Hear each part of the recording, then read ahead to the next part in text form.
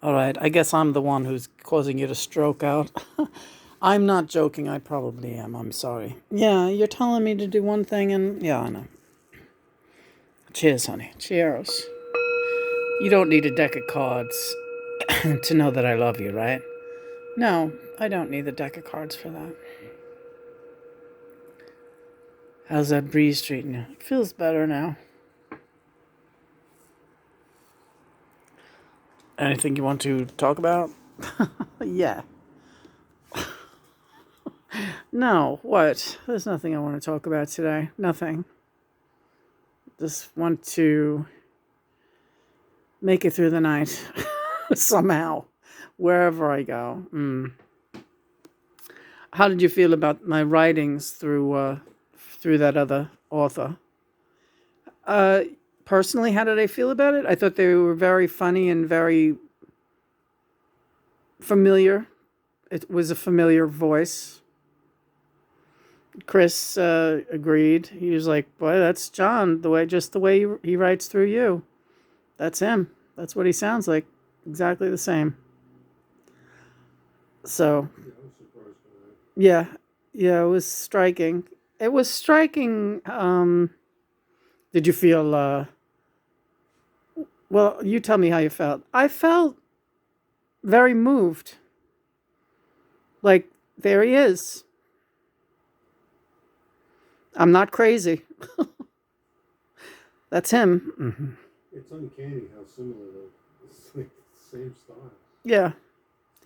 And the stories that you tell are very funny. I also felt sad. The second one was sad. Yeah, I felt sad because I remembered, that they were written in 1986, and he really sounded like a lost soul. Like, God, what is going on over here? And you're just really getting acclimated to the fact that it's a long road, and you're not, there yet. And the fact that you were still an addict, which you've told me, you were an addict when you got here for me. You were a drunk and an addict with and through me. So I was aware of that, and so that's there in the writings. Like, people who think that, oh, Johnny crossed over and he's just like this angel flying around and everything is hunky dory. That's bullshit. You're still the same. Your soul progress is exactly the same as when whatever you were doing on Earth, right? You're just doing it over there now. And that includes self-help. So what was interesting about this woman, and John doesn't want me to use her name yet. He said to wait until the book comes tomorrow. And this, go ahead, Johnny. This is a big birthday present for me, being able to share this with Lena. Because I was afraid she would, I don't know, take it the wrong way. I wasn't sure how you would take it. No, I mean, again, it is very moving. So emotionally, I feel raw because it's hard for me to think of you going over there and like suffering somehow. Well, we all do. But God is right there. And I write about God with very on no uncertain terms. He's right there, and it's tough love, and he's pushing us in our best direction. But, that's what it is. I haven't seen any writings yet of Mother. Oh, no, Mother's in there. Mother's in there, working with Mom. You thought I meant Julia? Oh, my God, yes, I did. No. I was talking about Mom. Oh, that's funny. I just assumed you were talking about Yoko and Julia, and I know that you help Yoko, and I know that you have a great connection with her and Sean and Jules. And that was and that God, they were on your list when you crossed over. Hey, your work's not done with that bunch. They all need you to help them. So you got to try to do anything you can to help them from here. Anything that's going to get them through this. But yes, and that's why I encouraged Yoko to have her feel free about her love affair with Sam, because he was her and is her very powerful flame. Hungarian art director Sam Havitoy. Art director, curator, artist. It makes sense. He's Yoko's twin flame. People wanted to come down on her and criticize her for Sam moving in when John died. It was a natural thing for them to. And anyway, it was nobody's business. That's the bottom line. Really, yeah. That is the bottom line. Yeah. I'm sick of fans. Yeah. I'm sick of fans always like weighing in on what John and Yoko and everybody should have done to make them happy. Like, why? Who the fuck are you? Sitting on your ass watching fucking Survivor. Like, who the fuck are you out there? Survivor? Well, whatever they watch. Remember when you and Chris used to watch Survivor? I do. They were fun. That was fun. The early Survivors were fun, weren't they, Chris? Yeah, sure. Chris is watching the Mets. How's the Mets doing? You're tied, 1-1.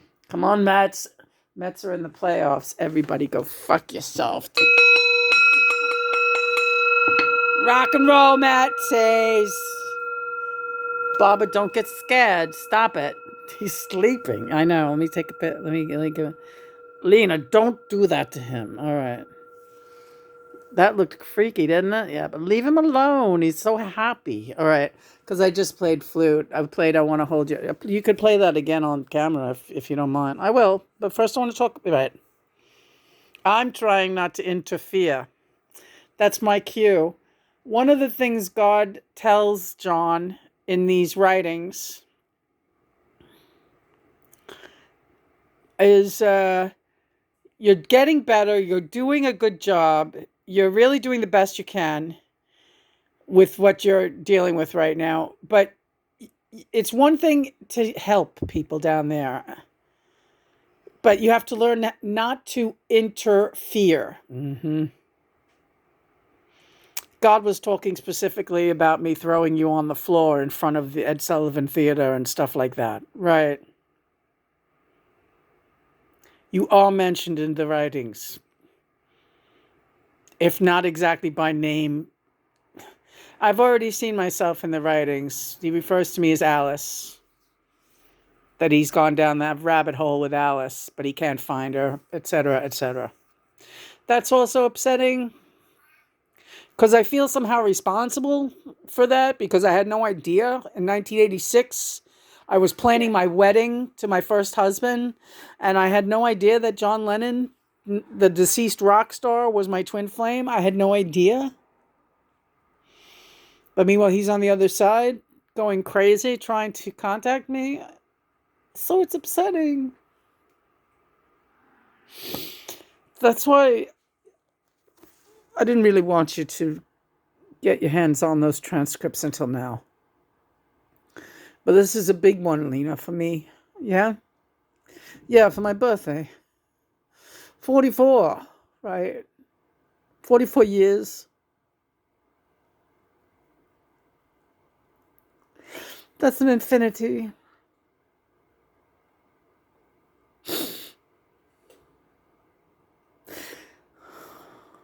Feel sad. Me too.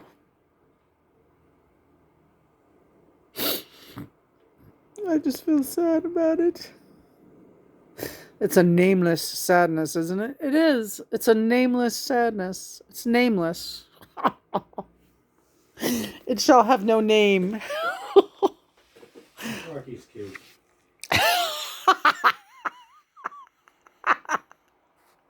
Private joke, very good. All right, that was good.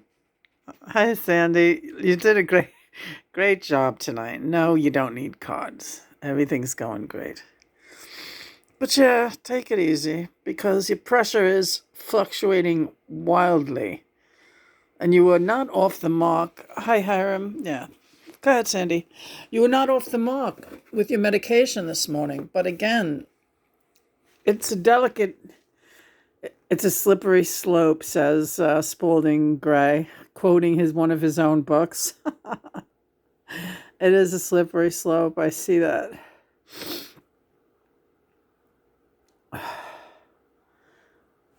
I do see that. All right, so what are we looking for here?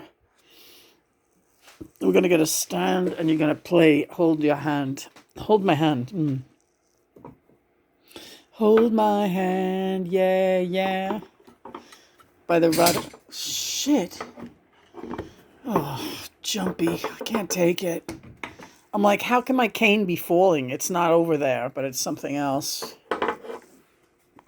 Oh, God, I'm gonna fucking die. All right. What just fell? That's what I would like to know. Something. I can't tell. What is that? A pipe.